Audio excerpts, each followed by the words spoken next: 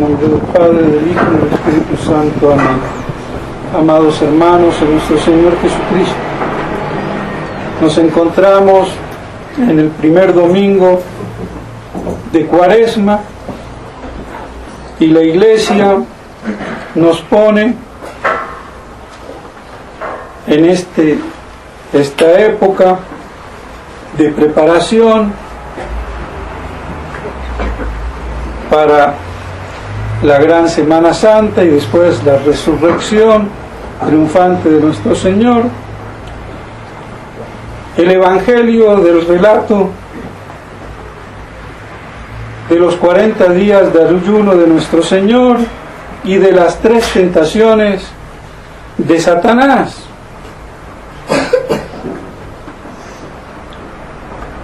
Apenas bautizado nuestro Señor en el río Jordán, se retira al desierto, a la soledad, para mostrarnos que después del bautismo debemos de permanecer y buscar en la oración la presencia de Dios, lejos del mundanal ruido. Este hecho del bautismo de nuestro Señor, según Santo Tomás, tuvo lugar un 6 de enero. En esa misma fecha, en 3 épocas diferentes o años, acontecieron 3 cosas maravillosas con respecto a nuestro Señor. El primer año fue la adoración de los Reyes Magos en la Epifanía. A los 30 años de transcurrido esto, el bautismo de nuestro Señor en el Jordán, y un año después, el mismo día, las famosas bodas de Caná. 3 acontecimientos que ocurrieron el 6 de enero. Y así entonces nuestro Señor, después del bautismo, se retira al desierto, a la soledad, para mostrarnos cuál es el camino del cristiano, del católico, y aprender a defenderse del mundo. Y aquí que Satanás aprovecha la ocasión, estaba al acecho para tentar a nuestro Señor. Y aquí hay una divergencia entre los comentadores para explicar por qué nuestro Señor permitió esa tentación y por qué el demonio lo tentó. Hay muchos que dicen que fueron pecados y tentaciones para inducirlo al pecado, y así nuestro Señor lo aceptó para mostrar cómo hay que vencer la triple concupiscencia.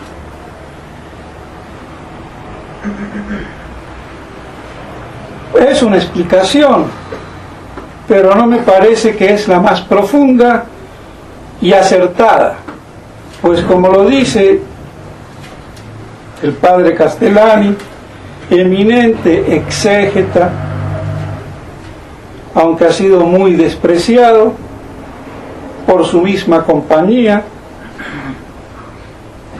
quizás el hombre más sabio en su época, en toda la compañía de Jesús, y expulsado como un vil desechado. Y él dice que Satanás, con las tentaciones, procuraba una cosa, y lo que procuraba era identificar a nuestro Señor Jesucristo. Es decir, lo tentó para probar y sacarse la gran duda, espina que tenía de saber si era o no el Mesías, el Hijo de Dios. Y ese fue el objeto de la triple tentación.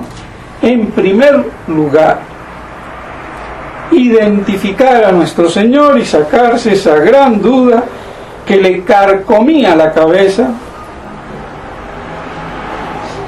pues él había visto en Belén a los pastores que fueron a adorarle, anunciado los ángeles, vio a los reyes magos adorándole, acaba de ver cómo en el bautismo en el Jordán el Padre le dice que es el Hijo amado. Pero ¿y entonces por qué tenía tantas dudas? Sencillamente es que el demonio, para tener la certeza de la identidad mesiánica de nuestro Señor, debía de tener fe, porque solamente por la fe yo puedo creer que Jesucristo es Dios, que es el Mesías. Y el demonio no puede tener fe, como es evidente. Luego, por eso, la gran duda, la gran incertidumbre. Él lo conjeturaba, lo podía conjeturar, pero eran conjeturas de orden natural. Pero por mucha conjetura que yo haga de orden natural, sin fe, sin esa adhesión sobrenatural, bajo la luz infusa de la gracia de Dios, yo no puedo, ni nadie puede creer en Jesús, que es el Mesías. Y ese era el problema que tenía el maldito y desgraciado diablo. Y como buen diablo quería sacarse de una vez por todas la gran duda con una confesión que le arrancara a ese Jesús que él veía un dechado de santidad, de humildad y con poderes divinos, porque sabía muy bien todo lo que nuestro Señor de él decía en las Escrituras. Y entonces, atrevidamente, va y aprovecha la ocasión después del ayuno de 40 días y 40 noches, que era un ayuno patriarcal, ancestral, de orden puramente natural y no como muchos, incluso santos, han creído que era algo sobrenatural. El padre Castellani dice que Salmerón, gran teólogo del siglo de oro, XVI,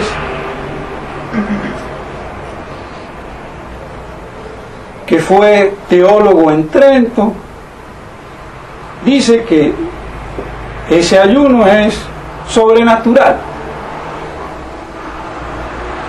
y que se equivoca, porque si no, el padre Castellani hubiera sido también Dios, porque hizo ese ayuno naturalmente, como lo hizo también Moisés, como lo hizo Mahoma, y de ahí viene el Ramadán, y como en Oriente se ha hecho. Lo que pasa es que en Occidente se ha perdido esa tradición. Pues bien, no era, como dice este teólogo Salmerón, algo sobrenatural, ni mucho menos como lo da a insinuar implícitamente Maldonado o explícitamente Ricciotti, el padre italiano que hizo una vida de nuestro Señor. y que retoma un poco lo que dijo San Ambrosio, que nuestro Señor fingió hambre, y las cosas que le hacen decir incluso los santos, dice el padre Castellano, porque es de humanos errar. Y es completamente natural, porque hay toda una inversión, si se quiere así, una retroalimentación que se produce y que puede durar hasta 40 días. Yo he conocido también personalmente a un padre en Francia, que creo que ya ha muerto, que hacía ese ayuno. Además de las 4 o 5 personas que el padre Castellano, no sé si contándose él también, lo hicieron. Con lo cual queda refutado, perdónenme, esa estupidez de decir que es sobrenatural hacer un ayuno de 40 días y de 40 noches sin comer absolutamente nada. Pero esas son las cosas que si los grandes teólogos y los grandes historiadores y también grandes santos dicen, ¿qué puede entonces pensar la gente? Y por eso el clero, en su supina ignorancia, hoy en día ignora completamente esta realidad. Pues bien, mis estimados hermanos, siendo del todo natural este ejercicio, el demonio aprovecha la coyuntura y va a atacar en el momento preciso, en el más débil y propicio para él. Y eso nos demuestra cómo Satanás nos ataca. Busca la ocasión y el momento justo. No fue antes, esperó los 40 días, en el momento preciso que volvía el hambre. Y ahí viene él con su insidia y le dice que haga, si es el Hijo de Dios, y ahí vemos que quería sacarse la espina, ¿es Dios o no es Dios? Si eres el Hijo de Dios, pues haz que se conviertan esas piedras en panes. Y nuestro Señor le dice, la Escritura dice que no solo de pan vive el hombre, sino de toda palabra que sale de Dios, que es el pan de la doctrina, el pan de la fe, el pan de la verdad, y que alimenta nuestra alma. No solo de pan material vive el hombre, sino de toda palabra que sale de Dios. Y el demonio, ni lerdo ni perezoso, atrevidamente lo coge. Los ángeles tienen manera de manipular el orden natural, lo coge atrevidamente y lo lleva al pináculo del templo y le dice, tírate desde aquí, que escrito está. Al igual que los protestantes conocen al dedillo las escrituras, el problema es con qué fe yo las interpreto. Y no te pasará nada, porque está escrito de que los ángeles no dejarán que tu pie se rasguñe ni tropiece. Como bebé lindo, papacito Dios no te va a dejar que te revientes allí y te partas el cráneo. El maldito Satanás. Y nuestro Señor, ni lerdo ni perezoso, le dice, escrito está que no hay que tentar a Dios. Le retruca inmediatamente con las Escrituras.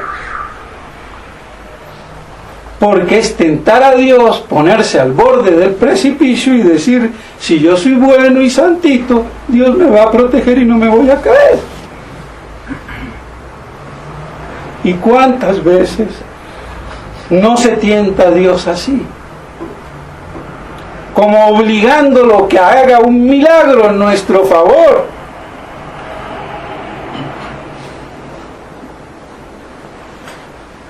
Pues no hay que tentar a Dios pidiéndoles cosas que no proceden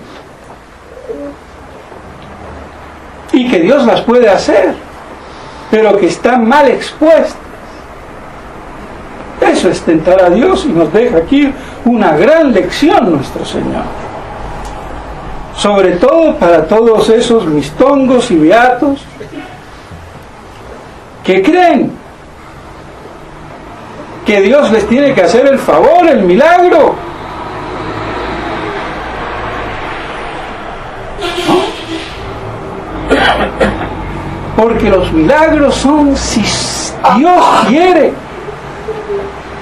y si representan un beneficio real para esa persona o para el resto, pero no para nuestro caprichito.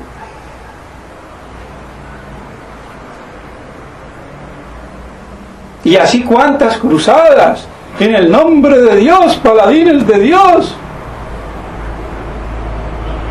Y Dios no tiene por qué apoyar esas cosas que están mal, pero muy mal encaminadas, como lo puede estar toda esta estúpida reconquista. Dicho sea de paso, que quieren alborar Monseñor Felé a punta de rosarios. Y Dios no está con él, ni va a estar con él. Que se deje de tentar a Dios.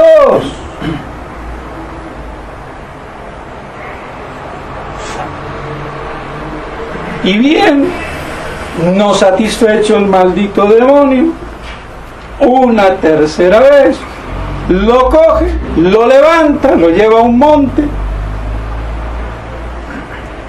alto y le muestra la gloria, el poder y los reinos de este mundo. La gran tentación. Todo esto te daré si me adoras.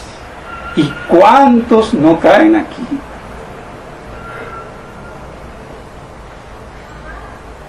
Todo este poder te lo doy si me adoras. Como la judeo-masonería, te pongo en el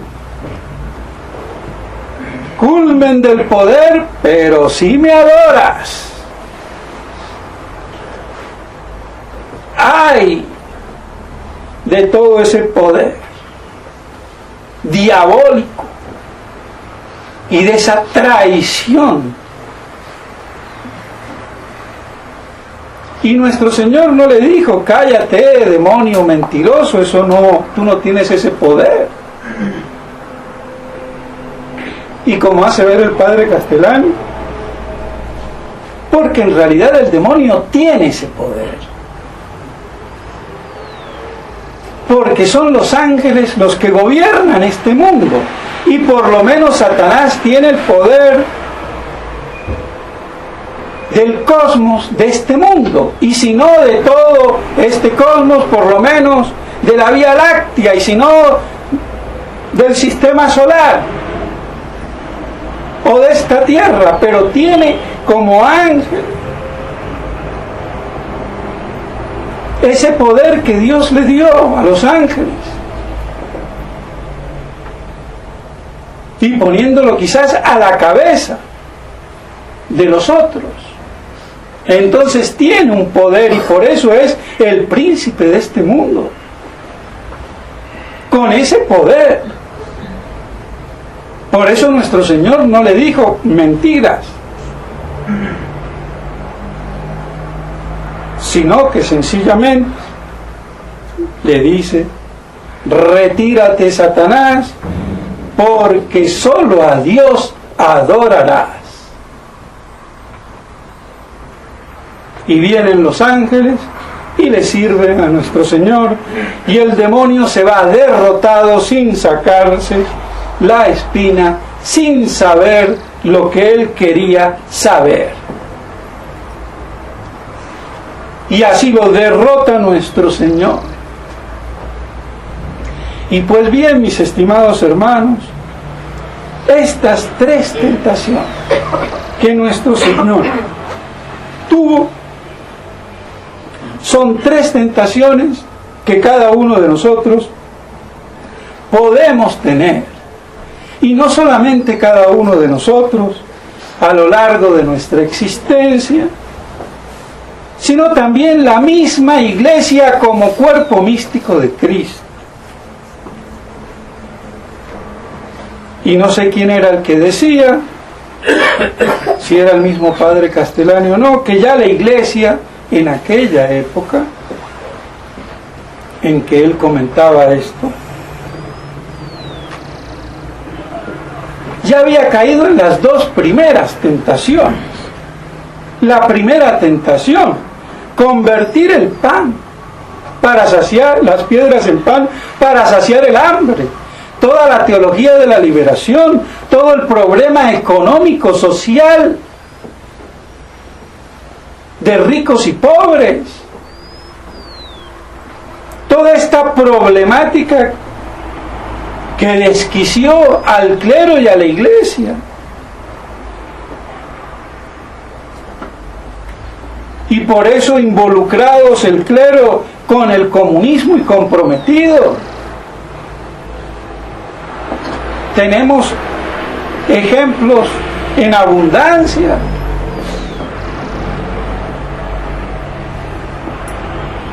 Entonces sí, se puede afirmar que cayó en esa tentación, no la Iglesia propiamente dicha como tal, sino los hombres de Iglesia, sus ministros, el clero. ¿Cuántos obispos? Un Gelderkámara, el obispo de Cuernavaca en México, que no me acuerdo ahora el nombre, Méndez Arceo, y cuántos otros. Las conferencias episcopales, cuánto fermento y preocupación de orden económico. Se cayó en esa tentación. La segunda gran tentación: arrójate de aquí, que nada te pasará. La Iglesia es divina, haga lo que haga, nada le va a pasar. Tire por la borda todo su arsenal, que no le va a pasar nada. No han vaciado, no han desmantelado la Iglesia. Tírate al abismo, no han tirado al abismo imágenes, altares, renovado las iglesias, cambiado los sacramentos, la liturgia, el derecho, el catecismo. Nada va a pasar. Desacralización total.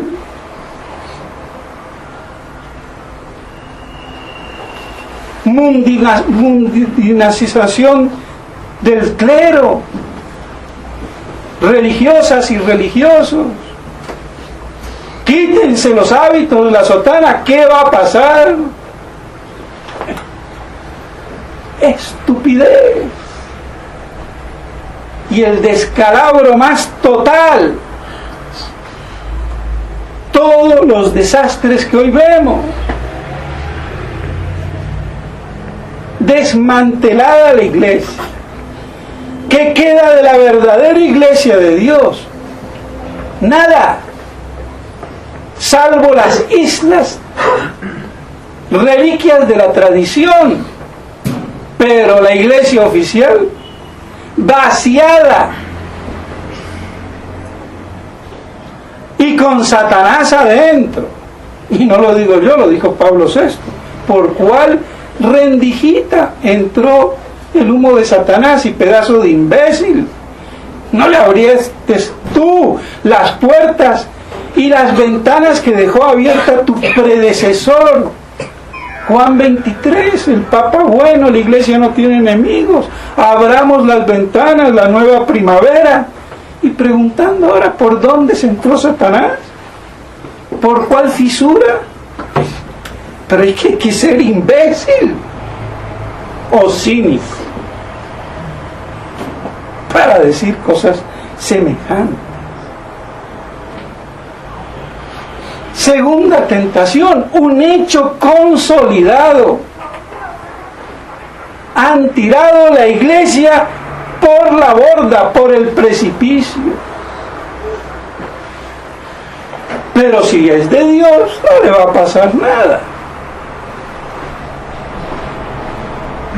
Y la tercera gran tentación, que yo sí les digo, también se ha cumplido. Adorando a Satanás en Asís, 1, 2 y 3 veces. Si me adorares, todo el poder del mundo, el reino de este mundo, las riquezas de este mundo, la gloria de este mundo, son tuyas.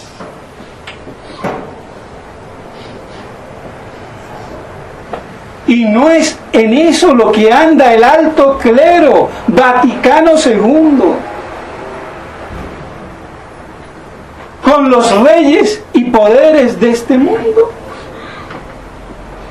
adorando a Satanás.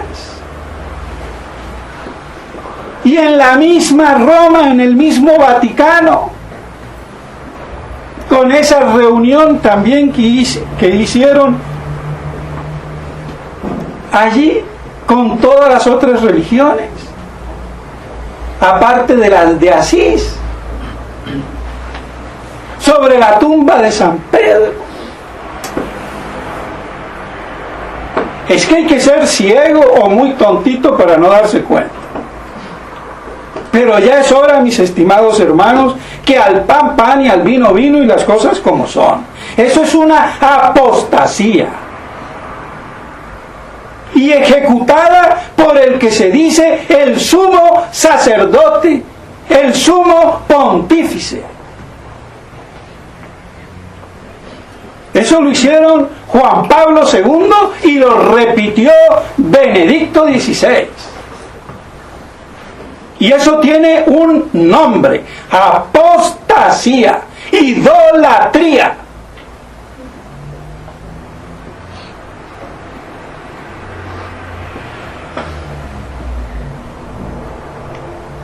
Y arrastrando como la serpiente al pueblo, que han estupidizado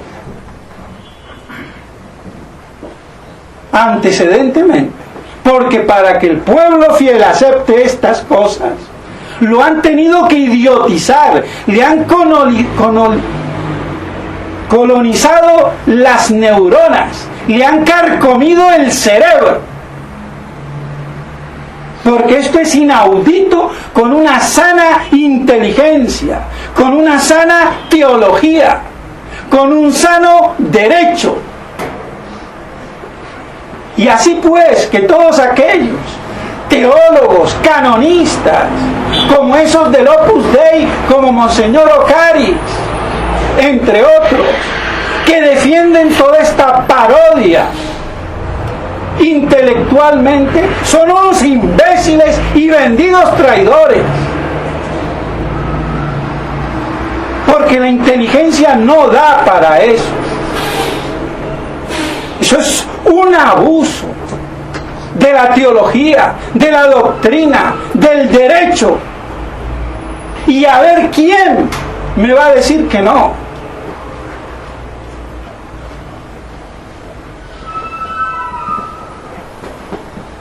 Esas son las cosas que hay que decir. Y dejarnos de tanto diálogo estúpido con Roma, prostituida y apóstata, sede del anticristo. ¿Qué es lo que hace Monseñor Felé? ¿Qué es lo que hace Monseñor de Galarreta? ¿Se han vuelto imbéciles o siempre lo fueron? Y a mí que me perdonen, pero es así.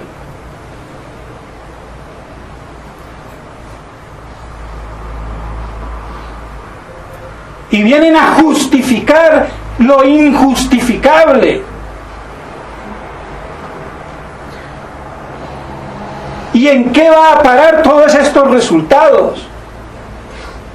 Van a parar en el peor contubernio, cuando ya nadie sea capaz de reaccionar, ni los más avisados ni los más tontos.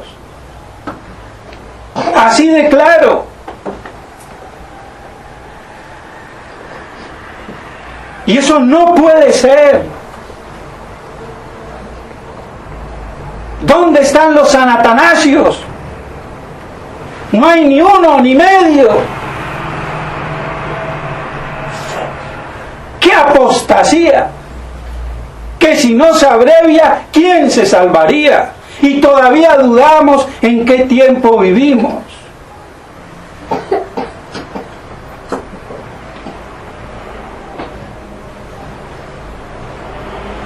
Es una hecatombe apocalíptica esta, mis estimados hermanos.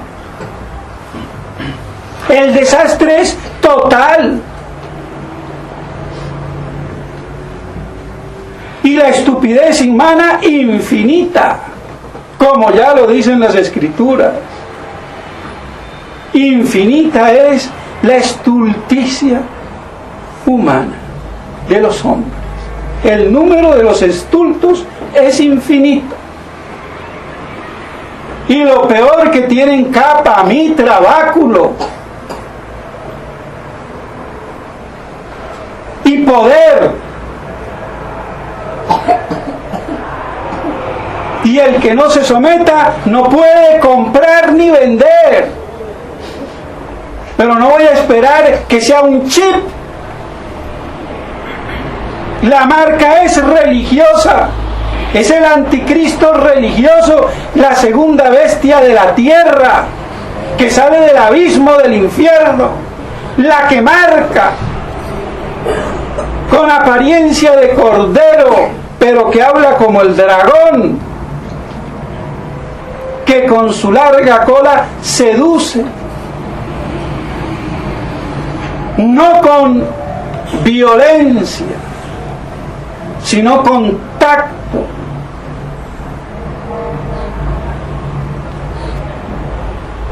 Ese es el gran peligro. Y tan gran es que vean lo que ha pasado. ¿Qué ha pasado con la fraternidad sacerdotal San Pío X?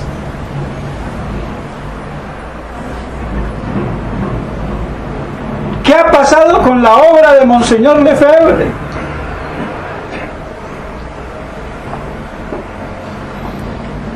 ¿A dónde están los bríos? La energía, el combate, estupidizados, grandes y chicos, buenos y malos.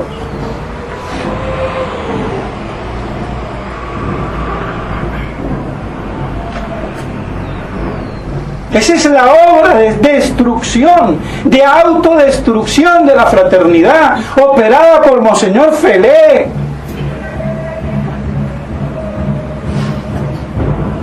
Es que lo mejor que le puede pasar es que renuncie por su incompetencia.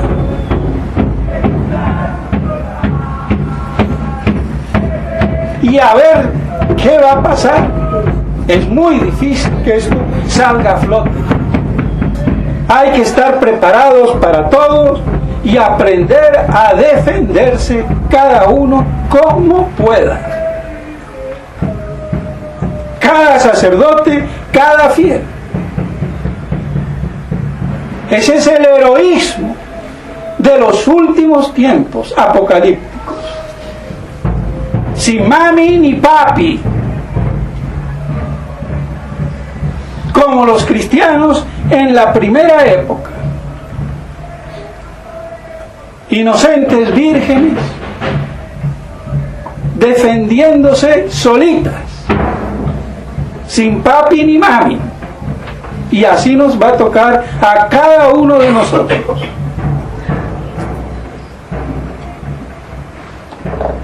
Pero lamentablemente estas cosas no se han dicho, porque la mayoría de los sacerdotes con ideales mojigatos no les han enseñado, como hoy no se le enseña a los hijos a ser viriles y varones, hombres y mujeres, a afrontar la realidad de la vida con capacidad de esfuerzo, de abnegación y sacrificio. Y por eso la invisibilidad que vemos en la juventud, con los pelos parados y el fundillo roto, porque vean la moda cómo la llevan.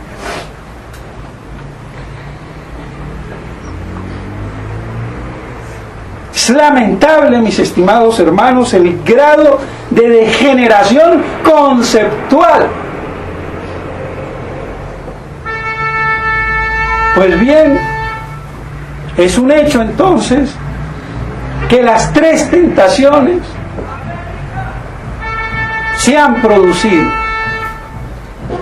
y han hecho sucumbir a las altas autoridades y a todo el clero oficial.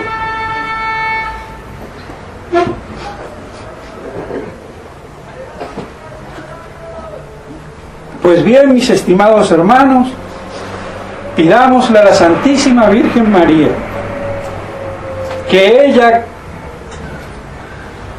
que es la que aplasta la cabeza de la terrible serpiente, nos ayude a mantenernos fieles a la santa y sacrosanta Iglesia católica, apostólica y romana, por encima de todos sus traidores.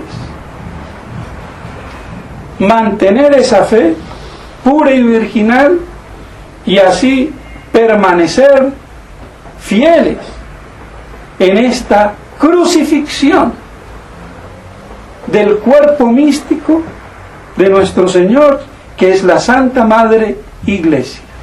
En nombre del Padre, del Hijo y del Espíritu Santo.